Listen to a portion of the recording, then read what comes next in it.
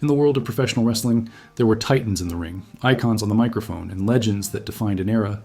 But there was only one man who stood between chaos and control. One voice that brought order to the madness. He wasn't throwing punches, but he was landing every word with precision. He was the master of the microphone, the backbone of every unforgettable promo, the man who could make you believe every word, no matter how outrageous. He was Mean Gene Okerluind. Tonight, we take a look at the life and legacy of the greatest interviewer in wrestling history, the man behind the mic, the voice of generations, Mean Gene. Welcome all to another heated debate where we settle once and for all the legacy of one of wrestling's most iconic figures, the incomparable Mean Gene Okerluind. Incomparable? Simon, I compare him to my Uncle Roy, and let me tell you, Uncle Roy once announced bingo night at the VFW Hall with more enthusiasm than Mean Gene ever had. Oh, would you stop? We're talking about the voice of an era. Mean Gene Okerluind was more than an announcer. He was the soul of professional wrestling journalism, a master of the microphone, and the man who could hold his own against the biggest personalities in the business. Journalism? Please!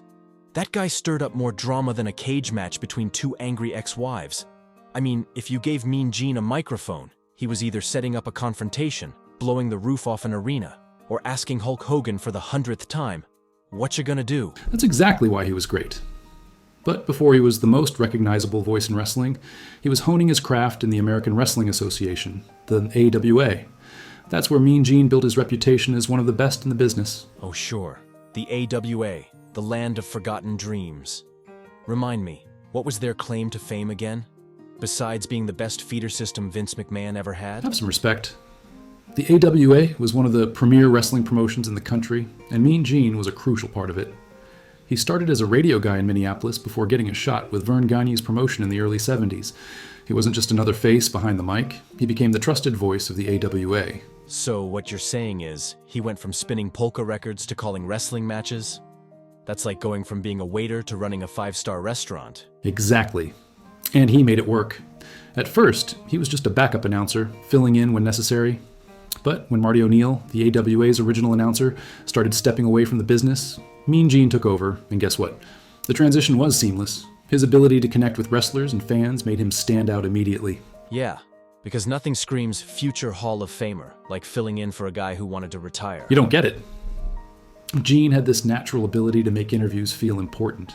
He wasn't just asking questions, he was elevating the talent.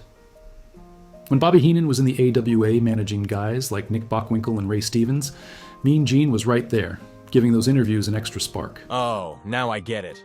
Mean Gene was the guy who made sure Bockwinkel's 15-minute speeches didn't put the audience to sleep. Bravo! He did more than that. The AWA was filled with some of the greatest talkers in the business. Heenan, Bockwinkel, Jesse Ventura, Mad Dog Vachon, and Gene kept up with all of them. He was the glue that held those promos together. He even got in on the action a few times himself. Oh, let me guess. He put on a pair of trunks and wrestled Vern Gagne in a 60-minute Iron Man match? Not quite, but he did have a match. In 1983, Mean Gene actually teamed up with Hulk Hogan against Mr. Fuji and George the Animal Steele in the AWA. It was a spectacle. The crowd loved it because they respected Mean Gene. They saw him as part of the show, not just some faceless announcer. Oh, great. So now we're pretending Mean Gene was a top draw? Next, you'll tell me he was responsible for Hogan's rise to superstardom. In a way, he was.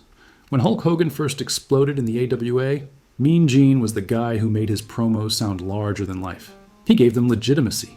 And when Hogan left for the WWF, guess who followed? Mean Gene.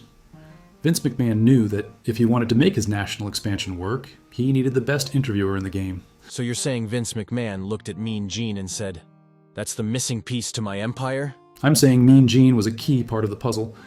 When the WWF took off in the 1980s, it wasn't just the wrestlers who made it happen. It was the entire presentation.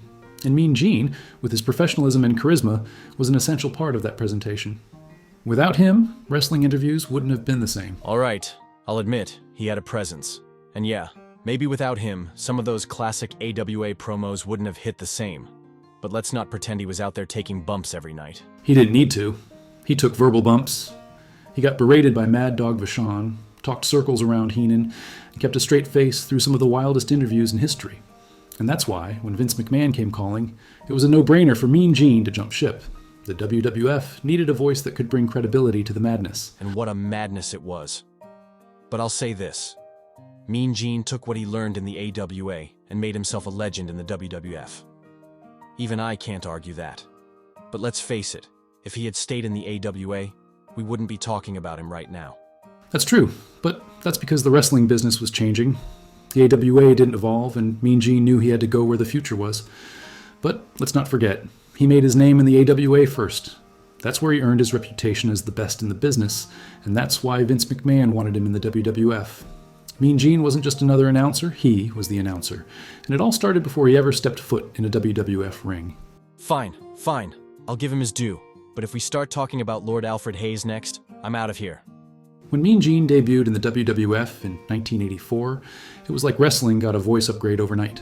Suddenly, every promo had more polish, every interview had more energy, and every big moment felt even bigger. Oh sure, because the wrestlers weren't already screaming their lungs out, right? It's not about volume, it's about delivery. Mean Gene knew how to guide interviews, when to ask the right questions, and when to let the talent shine.